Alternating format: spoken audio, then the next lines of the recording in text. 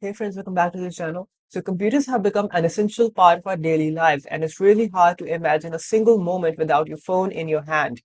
But the thing is that these computers and all these laptops and tablets and stuff can get really overwhelming, especially when you are trying to deal with like 1,000 different files like PDFs and documents and spreadsheets and emails and images and screenshots and videos and just so much more. And then there are like 1,000 different apps which you're trying to manage and remember in your brain. So this can get really overwhelming and it can really just become brain draining thing. But fortunately, there are systems in existence which can help us organize our digital lives. And these are the systems which can end up saving us a few hours of extra unnecessary workload each week. So today I'm going to share with you a few strategies on how you can build your own systems to keep your digital life under control. Let's get started. Alright, so the first thing that you need to do, whatever device you are on, is to clear the desktop. It is the first thing that greets you when you log into your devices, and that's why you don't want a mess to greet you each day. Your desktop or home screen is not a place where you keep unused apps and files, but rather it is a temporary, easy to access place where you can put the things you need quick access to. Think of your digital desktop as your actual desk. Do you keep all of the old files on your desk? No, you don't. Rather, you keep only those things which are related to the projects you are working on. Maybe there are things that you frequently access, like your favorite book, or maybe it's like a guide. And maybe these are things that bring you aesthetics and value, like just a beautiful plant or a lamp. So apply these same principles to your digital desktops, and you will be much happier.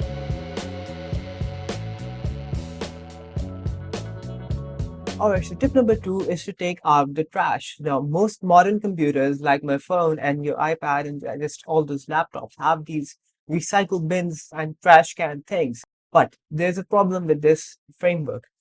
These trash cans and recycle bins can start to accumulate a lot of trash and a lot of unnecessary clutter, which you really don't need.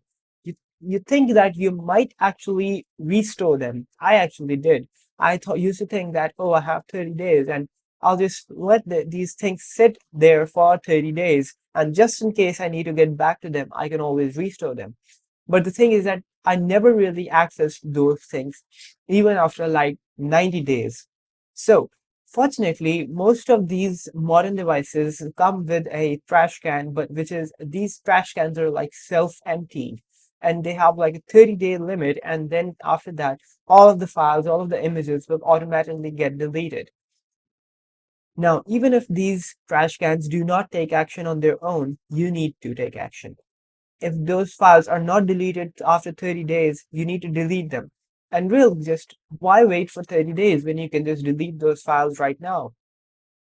If your trash is flooded, absolutely flooded, like there are thousands of different files that you have deleted and you're not really willing to go through all of them before they are permanently deleted, just start deleting a few files each day. Like how much time does it take to sort 5 files? You can just start by doing 5 files per day, and then you can just keep increasing your pace. And you can just keep filtering that is this file going to be deleted permanently or does it need to be restored? And that is when it is going to bring you the most value.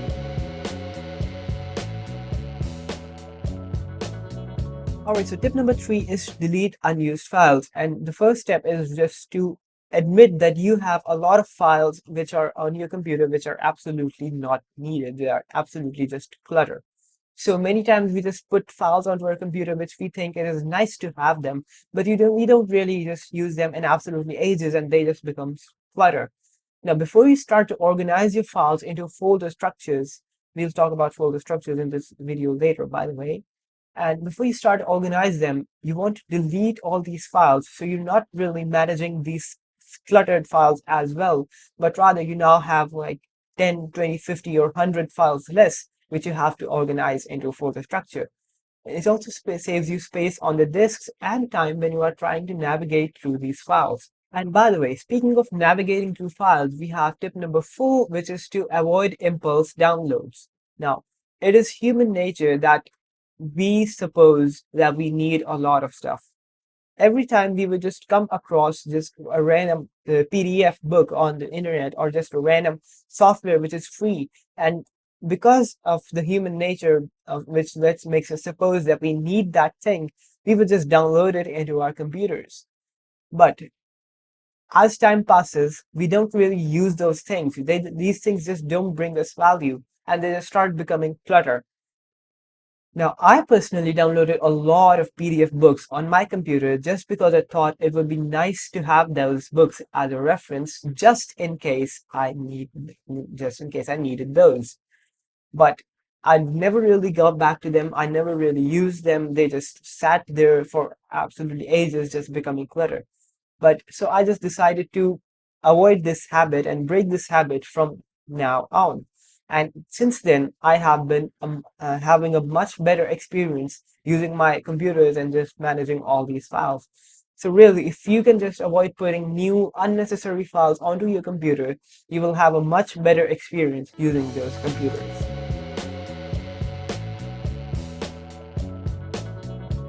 Alright, so tip number 5 is to manage the files on your computer. So you might have been expecting this tip for a long time, but this is where it fits best into the structure of the video. So basically, file management is a choice of two things. Firstly, you need to decide that where your files are going to be stored. And secondly, you need to decide that what folder structures you will be using. So as for the first part, you can use anything from the local storage on your devices, external drives, cloud storages, or really just a combination of these as well.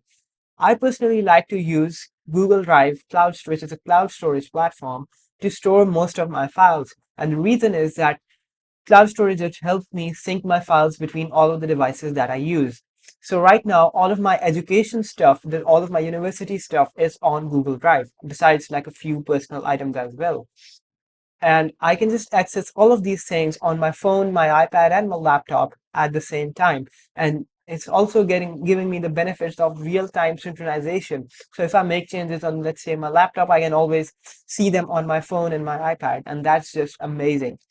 However, there is one small caveat that whenever I have to access any of these files, I need an internet connection to access them.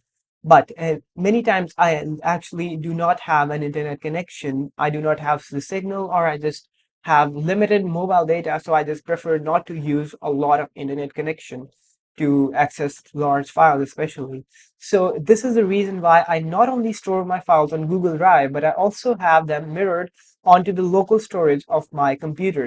That is how I get the best of both worlds. So second thing that you need to really just decide upon is your folder structure. So the thing is that you cannot put all of your files into a single potato sack. You'll never find the right thing at the right time. Rather, you need to make folders. You need to make just some pathways which you have to follow to get to a particular, like, file. So what folder structure you use is really just up to you. Many people start with making small folders and they just expand their system with time. And you can just use things like the chronological order that you just organize all of your files based on like one folder for like a week, a month, or even a day if you're speaking of notes and documents. But that's not really, it's not that these folder structures apply to absolutely every workflow. Now, there is one system which I know that many people have applied to different workflows, and it is growing in popularity rapidly. And this is the one I use because it fits my needs and my scenarios the best. And it was a system originally developed by Tiago Forte, and it is known as PARA. Now, PARA stands for Projects, Areas, Resources, and Archives. And these are the 4 folders that you need to have across all of your apps and across all of these things. Your Files app has these PARA folders. Your Notes app have these PARA folders, and your Google Drive storage have these PARA folders. And it's a really effective way and effective just system of storing my files onto all of my devices. Now, as for you, you can just use what folder structure you prefer. You do not have to follow me or you don't have to follow Tiago Forte's Para. It really just comes down to what works the best for you. So, but I should suggest to you that you give this system of Para a single try, because many people love the system and they're absolutely invested and sold on this system. It's absolutely amazing. So do give it a try, but in the end, just use for whatever suits you the best. All right. So as for tip number 6, I have a phrase which captures the essence of all this principle. It says that phone files, messy files. So many people, including me, sadly, have files on their phones. And especially these are the documents which are shared through WhatsApp. Now, people have like groups with themselves in which they send files to themselves, or they can just mail those files to themselves, but to their own email addresses. But that's not like a very efficient structure. That's not a very efficient manner. You cannot really just have all of these files in an organized manner. How do I delete them? How do I manage them? And what about the files that live on my phone's local storage? How do I? It's not like a centralized system for managing your files. So the thing is that I personally do not store many files locally on my phone because I'm not fascinated by the process of going into gazillions of folders inside my phone's tiny screen. It's like I'm like glued into it, and it's not very efficient. It's not very wonderful process. So I'd rather do that on a computer. Now, what I do is that I sync all of my necessary files via Google Drive to my phone, and that's basically not all to all of my devices. And I can access all those files on my phone using Google Drive. But if there is a file which I access very frequently and I fear that I will have to access it in at a time when I am not having an internet connection, fortunately, Google Drive lets me make that file available offline. And that's what I do to just, well, have an offline copy of that file. So this saves me from having to manage all of these files on my phone and just makes the whole process more doable and fascinating. Also, if there is a file that I receive via WhatsApp or via email, and I realize that, okay, this file is really important to me, I don't just try to save it onto my phone, but rather I just, if I'm on my phone, I just upload it to Google Drive from my phone, or better yet, I just try to do that on my laptop or on my iPad, and that's just a lot more easier. So really, just do not try to manage all of your files on your phone. It's really just messy. It's very dangerous. It's not very ideal.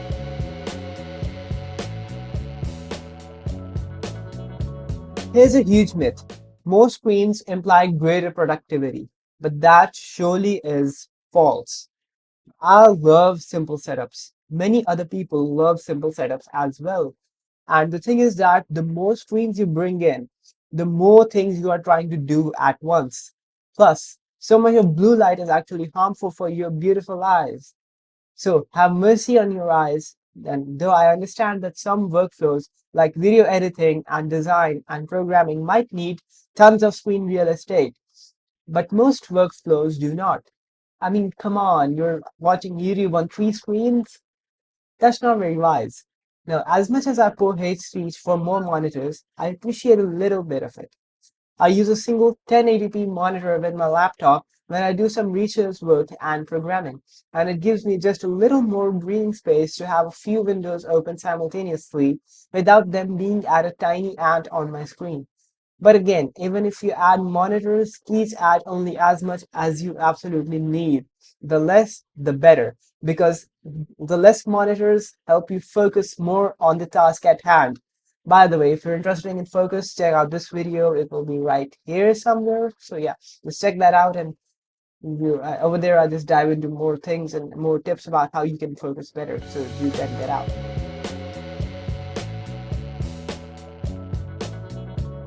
All right, so then we have tip number 8, which is migrate your stuff to Notes apps. Now, many of our screenshots get lost in our phone's galleries because they just get buried under so many other photos. And not only that, you cannot search for those particular screenshots which you need at a particular moment. Now, one way to bypass this limitation is to migrate all of this info, all of these screenshots, and all of these images into a Notes app. The Notes apps allow you to give a title to each note, and you can just collect all of these, interrelated screenshots under a single note, and you can give them a title. And moreover, you can also search for these things, and you can always find your screenshots at the right moment, at the right time. And if you have other things like mail, receipts, meeting notes, and random thoughts which you need to save, a notes app can be your best lifesaver for storing all of these things efficiently. Now, imagine having to see just 5 mails in your inbox each day. It is a secret of the pros. They don't have tons of mail lying in their inbox. In fact, they clear their mail on a daily or at least on a weekly basis. This helps them sort out the things that matter and the things that don't matter. Plus, it also feels very nice to have an almost empty inbox. So just stop living your life in your inbox and take the time to just clear your inbox. Just reach inbox zero. Have as little mails in your inbox as you can. If there are mails like issues of newsletters or just those things that you want to get back to, you can just copy that text and paste it into like a notes app for personal reference, and that would just give you an easy method to just save your content while still having an empty inbox. And they'll just apply this to mail, but also to the things like WhatsApp, the things like your messengers and Slack and other really just everything that you are using. Just try to reach as little number of unwritten things and just random useless things over there as possible. So this is the end of the video. So computers are absolutely amazing, but they can be overwhelming. So just apply these tips and you'll be on the right path. So that's it for today. That's all. Thanks. Bye bye.